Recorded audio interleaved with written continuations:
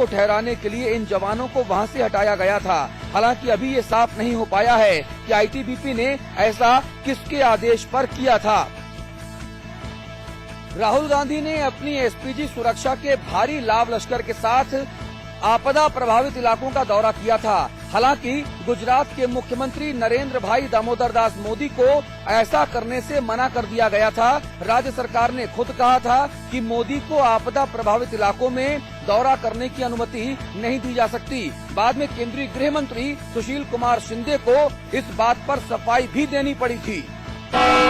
उत्तराखंड में आई प्राकृतिक आपदा का रेस्क्यू ऑपरेशन बीते 10 दिनों से चल रहा है और अब ये अपने अंतिम दौर पे पहुंच गया है। आईटीबीपी की माने तो केदारनाथ में आईटीबीपी और एनडीआरएफ का कोई जवान शेष नहीं रहा और बद्रीनाथ में बचे 2500 श्रद्धालुओं को भी जल्द ही निकाल लिया जाएगा।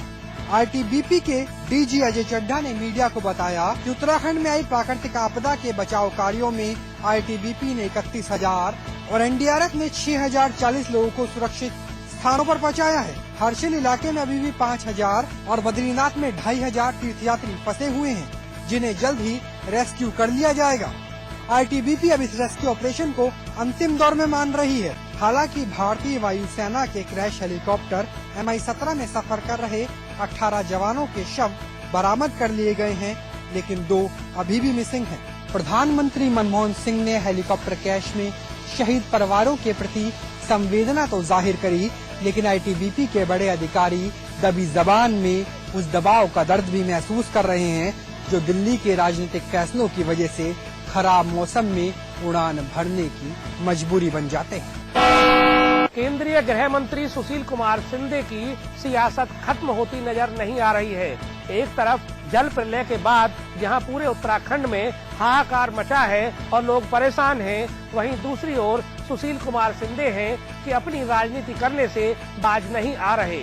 आपदा राहत में भी शहीद हुए जवानों का पार्थिव शरीर इसलिए उनके घर वालों को नहीं सौंपा जा रहा है क्योंकि अब तक सुशील कुमार शिंदे ने उनको श्रद्धांजलि नहीं दी है। हेलीकॉप्टर क्रैश में शहीद हुए सैनिकों को शुक्रवार को श्रद्धांजलि दी जाएगी। जॉली ग्रांट में गृह मंत्री सुशील कुमार शिंदे श्रद्धांजलि देंगे। कई जवान शहीद हुए जिनके पार्थिव शरीर देहरादून लाए जा चुके हैं। शहीदों के घर वालों को इंतजार है अपने लाल के आखिरी बार जी भर के देख लेने का, लेकिन जवानों के पार्थिव शरीर को उनके घर वालों को इसलिए नहीं सौंपा जा सकता क्योंकि अब तक गृह मंत्री शिंदे साहब ने उनको श्रद्धांजलि नहीं दी है। उत्तराखंड की आपदा को लेकर सियासत जारी है। सुशील कुमार शिंदे की सियासत भी इसी का एक हिस्सा है। उधर शहीद जवानों के परिजनों को उनके पार्थिव शरीर का इंतजार है। इसको लेकर सवाल यह भी उठ रहा है कि क्या गृह मंत्री की श्रद्धांजलि देने के लिए शहीद जवानों के शवों को रोके रखना कहां तक उचित है। यूपी कैबिनेट ने लिए कई अहम फैसले। उत्तर प्रदेश में सबसे खास फैसला था एक नई एम्बुलेंस सेवा की शुरुआत। 102 एम्बुलेंस सेवा की खास बात ये है कि उत्तर प्रदेश में ये महिलाओं को स्वास्थ्य सेवा मुहैया कराएगी। इसके अलावा कैबिनेट ने सोलर एनर्जी से 230 मेगावाट बिजली बनाने और लखनऊ मेट्रो को लेकर कई अहम प्रस्ताव पास किए। उत्तर प्रदेश सरकार ने अब यूपी में नई एम्बुलेंस सेवा को मंजूरी दे दी है। कैबिनेट की बैठक में 108 की तर्ज पर 102 एम्बुलेंस सेवा शुरू करने को मंजूरी दी गई। इस योजना में महिलाओं को लाभ पहुँचाने पर ध्यान दिया गया है। एम्बुलेंस सेवा पर समाजवादी नाम लिखने के पीछे अखिलेश यादव ने कारण भी गिनाए। कहा जब एम्बुलेंस चलेगी तो यूपी सरकार का लगातार पैसा खर्च होगा, ऐसे में समाजवादी लिखने में बुराई क्या है। इसके अलावा यूपी सरकार ने लखनऊ मेट्रो परियोजना के कई प्रस्तावों को मंजूरी दी। इसमें सबसे अहम पहला नॉर्थ साउथ कॉरिडोर शुरू करने का फैसला है। ये कॉरिडोर MOC एयरपोर्ट से शुरू होकर मुंशीपुलिया तक चलेगा। इसके अलावा कई और फैसले लिए गए हैं। कैबिनेट बैठक के दौरान ही बलिया के 2 जवानों के उत्तराखंड हेलीकॉप्टर क्रैश में मारे जाने की खबर मिलते ही सरकार ने दोनों के परिजनों को 20-20 लाख रुपए मुआवजा देने की घोषणा की। साथ ही कैबिनेट मंत्री रामगोविंद चौधरी को बलिया रवाना भी कर दिया। इसके अलावा कैबिनेट ने जालौन में 130 मेगावाट सौर ऊर्जा का प्लांट NHPC से लगवाने और प्रदेश में कई जगह प्राइवेट पार्टनरशिप के जरिए 100 मेगावाट बिजली बनवाने को मंजूरी दे दी है।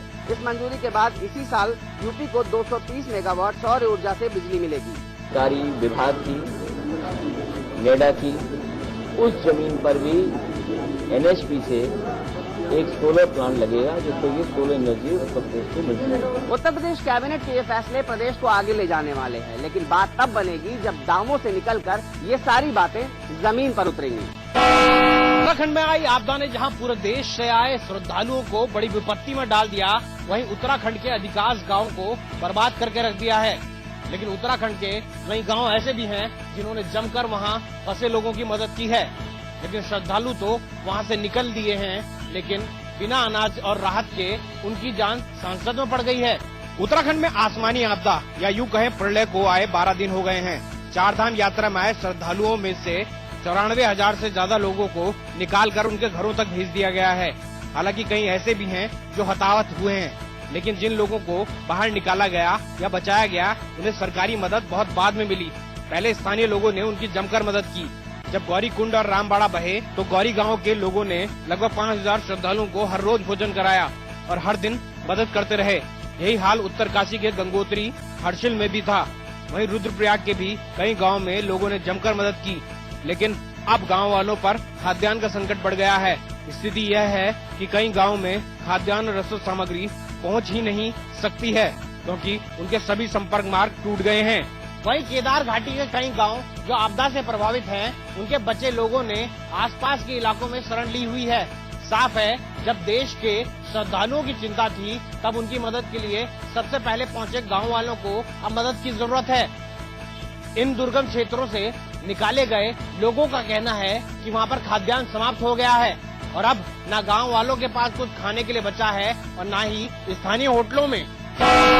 उत्तराखंड इस वक्त प्राकृतिक आपदा की मार झेल रहा है। कुमाऊं से लेकर गढ़वाल तक कई पहाड़ी जिलों में बुरा हाल है।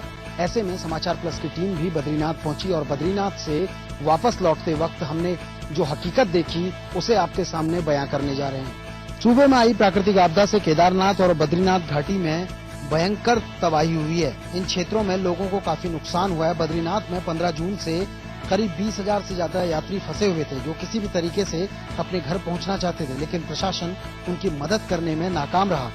ज्यों ही हर दिन बीतता था, लोगों में अपनों से मिलने की उम्मीद और खत्म सी होती जा रही थी।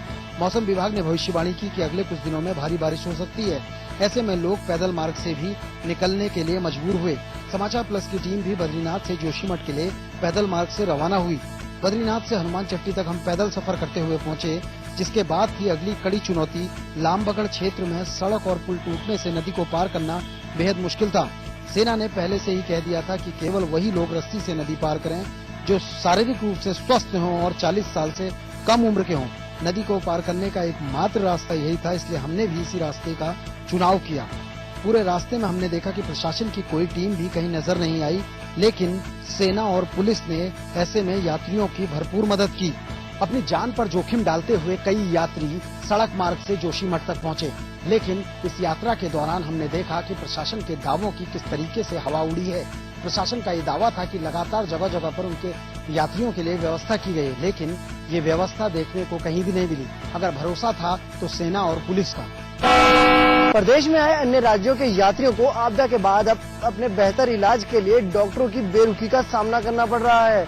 लोगों को रेस्क्यू करके राजधानी दून लाया जा रहा है, जहां उन्हें इलाज के नाम पर महज आश्वासन ही दिए जा रहे हैं। सरकार और स्वास्थ्य विभाग की बेरुखी अब उन लोगों पर भारी पड़ रही है जिन पर कुदरत ने अपना कहर बरपाया है। गुरुवार को स्वास्थ्य मंत्री सुरेंद्र सिंह नेगी आपदा पीड़ितों का हाल जानने दून अस्पताल पहुंचे, जहां उन्हें लोगों ने डॉक्टरों की लापरवाही और इलाज करने से इनकार करने जैसी शिकायतों से रूबरू कराया।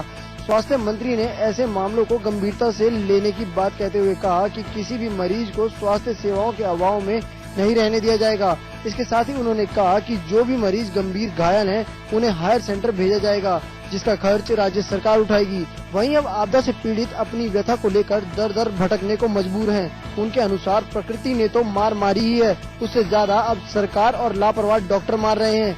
उनके अनुसार कुदरत ने जो कहर बरपाया उसमें कई लोग अपनी जान गंवा चुके हैं, लेकिन जो घायल हुए हैं उस ओर भी किसी का ध्यान नहीं जा रहा। हम लोगों ने तो ये अपील की है तमाम हॉस्पिटल से कि वो निःशुल्क सेवा उपलब्ध कराएंगे और डॉक्टर्स का, स्टाफ का ये निष्ठा होनी चाहिए कि इस आपदा में किसी न किसी इंसान की जान बचाने का अगर उनको मौका मिल रहा है तो उसको इसका लाभ लेना चाहिए। कुल मिलाकर सरकार और विभाग की लापरवाही का खामियाजा उन लोगों को भुगतना पड़ रहा है जो लोग पहले ही कुदरत की मार से पीड़ित हैं। ऐसे में अंदाजा लगाया जा सकता है कि सरकार के दावे कितने पूरे होते हैं। इलाहाबाद के मेजा इलाके में गंगा किनारे 6 लाशें मिली। लाशों के मिलने के बाद इलाके में सनसनी फैल गई। ऐसी आशंका व्यक्त की जा रही है कि उत्तराखंड में आई तबाही में मारे गए लोगों की ये लाशें हो सकती हैं। उत्तराखंड में आई तबाही में कितने लोग मौत के मुंह में समा गए, इसकी गिनती करना मुश्किल है, लेकिन कुदरत के कहर के चलते उत्तराखंड से लेकर संगम नगरी इलाहाबाद तक लाशें ही लाशें नजर आ रही हैं। इलाहाबाद के मेजा इलाके में गंगा के अलग अलग घाटों पर 6 लाशें नजर आईं। सब बुरी तरह सड़ चुकी थी और इनमें से दुर्गंध आ रही थी।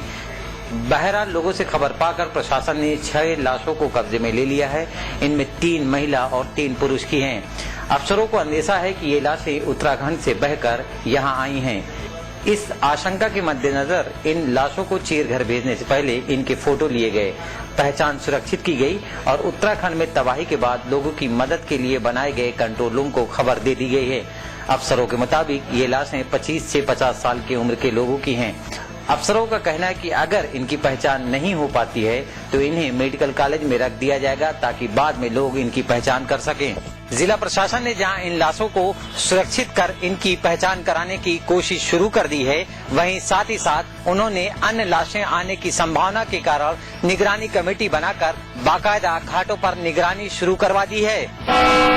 उत्तराखंड में आई दैवीय आपदा में मारे गए लोगों के अंतिम संस्कार की प्रक्रिया शुरू हो चुकी है।